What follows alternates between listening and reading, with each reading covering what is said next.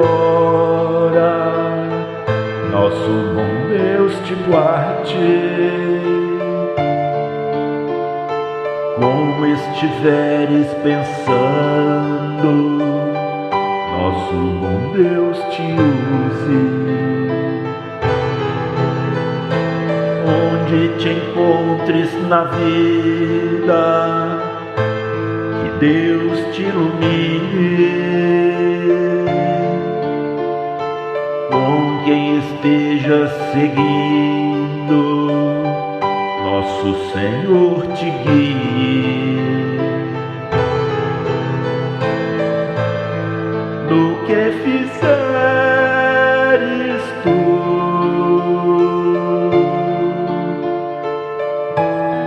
peço ao bom Deus que possa te amparar, e em cada passo teu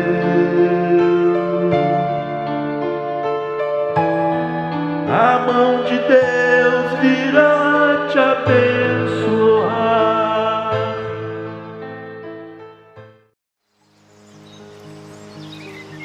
Bom dia, boa tarde, boa noite a todos vocês que estão nos assistindo.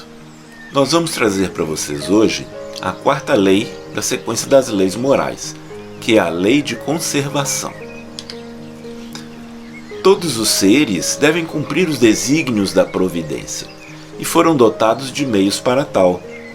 Há na Terra quantidade suficiente para sustentar toda a vida que existe e ainda existirá. Se para alguns falta o básico, não é por capricho da natureza, mas por imprevidência do homem, que não se contenta com o necessário e se esbanja do supérfluo para satisfazer suas fantasias. Fosse o homem previdente com os recursos e soubesse regrar sua vida sem desperdícios, nenhuma escassez tornaria desprovido qualquer ser vivo do mundo.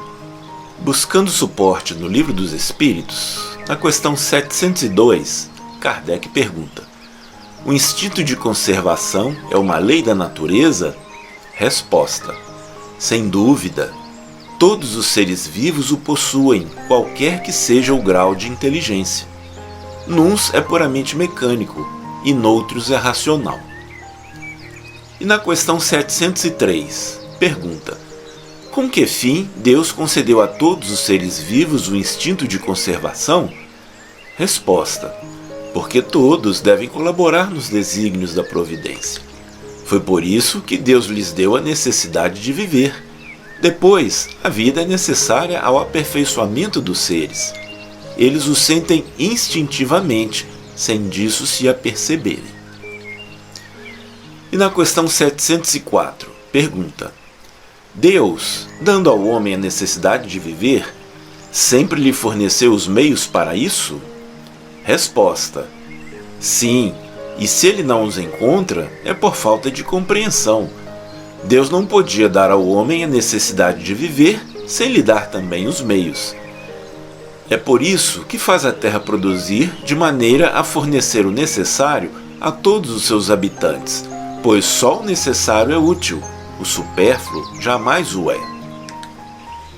E na questão 705, pergunta: por que a terra nem sempre produz bastante para fornecer o necessário ao homem? Resposta: é que o homem a negligencia, o ingrato, e no entanto ela é uma excelente mãe. Frequentemente, ele ainda acusa a natureza pelas consequências da sua imperícia ou da sua imprevidência. A terra produziria sempre o necessário, se o homem soubesse contentar-se. Se ela não supre a todas as necessidades, é porque o homem emprega no supérfluo o que se destina ao necessário. Vede o árabe no deserto como encontra sempre do que viver, porque não cria necessidades fictícias. Mas quando metade dos produtos é desperdiçada na satisfação de fantasias, deve o homem se admirar de nada encontrar no dia seguinte e tem razão de se lastimar por se achar desprevenido quando chega o tempo de escassez. Na verdade, eu vos digo que não é a natureza a imprevidente, é o homem que não sabe regular-se. E na questão 707, Pergunta: os meios de subsistência faltam frequentemente a certos indivíduos, mesmo em meio da abundância que os cerca. A que se deve ligar esse fato?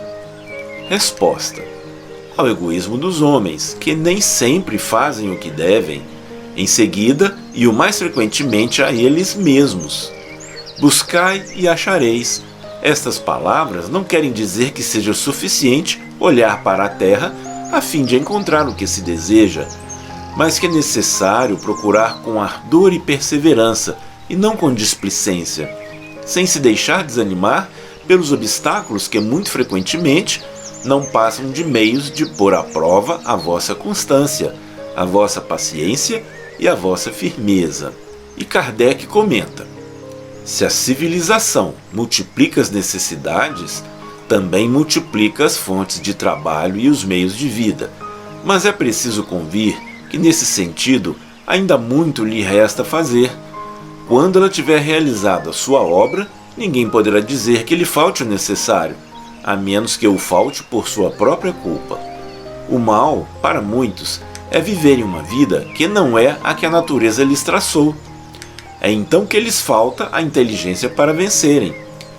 Há para todos um lugar ao sol, mas com a condição de cada qual tomar o seu e não o dos outros.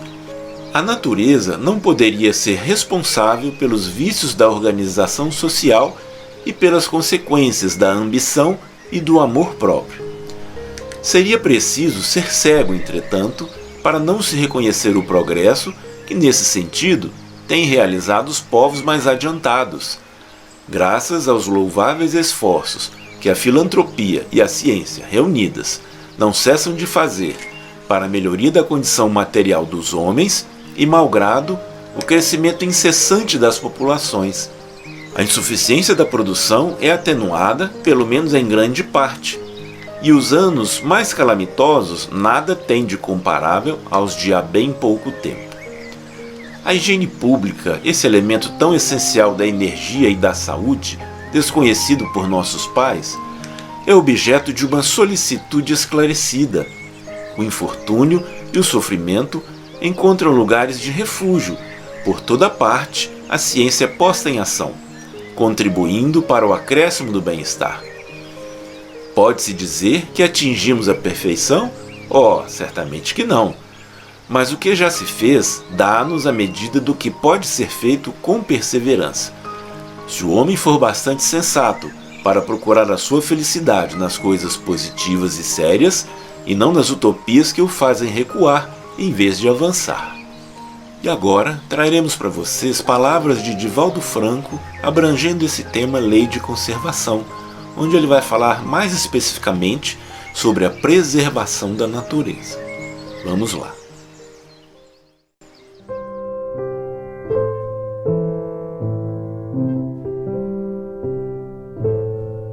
Os problemas da vida são de fundamental importância. Nada obstante, o conhecimento que temos da vida e dos seus valores é muito recente. Embora Francisco de Assis nos haja ensinado as bases da ecologia, somente no século XX houve uma preocupação com o planeta que nós habitamos. Acreditávamos que os recursos naturais eram inextinguíveis e que os fenômenos que dizem respeito à preservação da vida permaneceriam nada obstante o nosso abuso das forças que mantêm a natureza. Quando observamos as descargas de gases e de metais pesados na atmosfera, ameaçando a estrutura do planeta, ainda vemos governos arbitrários, egotistas, pensarem de maneira estúpida, acreditando que somente eles têm o direito de viver e de exaurir a natureza, sem pensarem nas gerações por vindouras. Os efeitos têm sido lamentáveis. Podemos observar isso no degelo progressivo e rápido da Groenlândia, do Polo Norte, do Polo Sul, e mesmo nas variáveis do clima em toda parte no planeta. Concomitantemente, a ignorância ancestral fez que explorássemos a Terra como se lhe não devêssemos a obrigação de mantê-la nas condições próprias para poder nutrir-nos e autonutrir-se. Dessa forma, os espécimes que se extinguiram e os que se encontram ameaçados de extinção são todos resultados da nossa ganância. O desmatamento injustificável, o avanço das plantações de alimentos, destruindo florestas que são pulmões naturais do planeta, tudo isso demonstra que a criatura humana, no seu desvario, ainda pensa exclusivamente em si, também sem pensar que pode ser alcançado por esses fatores de desequilíbrio que de um momento para outro irrompem, destruindo vidas.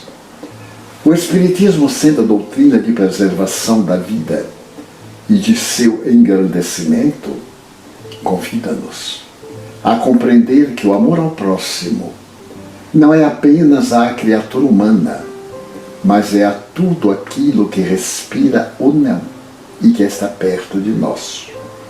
Temos o dever não somente de amar a natureza e preservá-la, mas de encontrar recursos que tornem a nossa vida independente da destruição desses fatores essenciais ao equilíbrio planetário. A Mãe Terra necessita do nosso amor, e a maneira melhor e mais útil é a de trabalharmos para encontrarmos valores sustentáveis para a preservação da vida. E agora, em sequência, traremos para vocês as palavras de Miramês, em seu livro Filosofia Espírita, volume 14. E Miramês comenta: é de grande importância observarmos nos animais como funcionam os instintos. Eles sentem o que podem comer, por onde andar, e percebem outras coisas, para as quais os homens são distraídos. É esse mesmo instinto que, com o perpassar dos tempos, se ilumina com a razão, e no decorrer dos milênios, avança em busca da intuição. Mas tudo vem de Deus, o grande foco gerador de todas as coisas e dispensador de toda a vida. O instinto de conservação move no mundo desde a menor formiguinha, quase invisível no solo terreno, até as aves nos céus. É uma lei universal que nada deixa escapar sem proteção, do pulsar dos átomos aos ninhos cósmicos. Nada se destrói por ser eterna a lei de conservação. Tudo se transforma para a maior grandeza da vida. Paulo, como homem de saber, não deixou de se referir a todos os assuntos para enriquecer os valores espirituais. Vamos ler a sua fala aos Romanos, no capítulo 15, versículo 5. Ora, o Deus de paciência e consolação vos concede o mesmo sentir de uns para com os outros, segundo Cristo Jesus. É preciso compreender que tudo é regido pelas leis divinas, e cada ser evolui em seu ritmo próprio. Muitas vezes, o ser humano não alcança a compreensão dessa lei universal da conservação. Esse amor de Deus para com todas as criaturas, que em uns se expressa como instinto, em outros como razão, e em outros como intuição. E no mais alto com outras faculdades ainda inimagináveis. O amor de Deus beija todos os seres pelos fios invisíveis que nos liga a Ele, pelo seu carinho.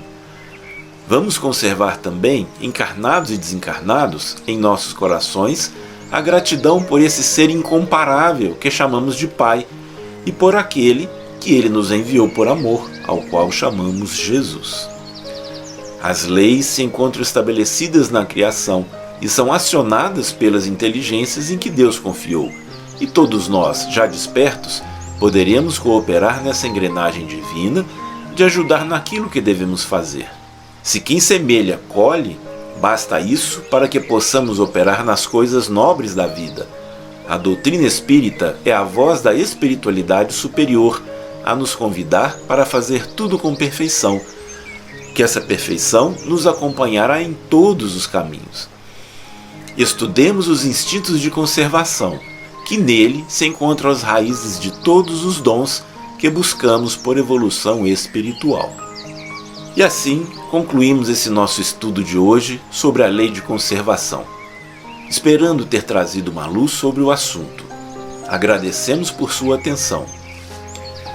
Fiquem com Deus, mantenhamos Jesus em nossos corações. Até a próxima! No que fizeres tu,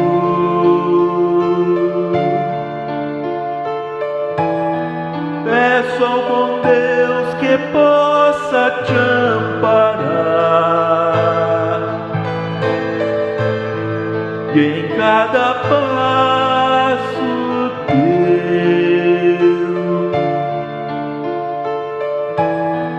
a mão de Deus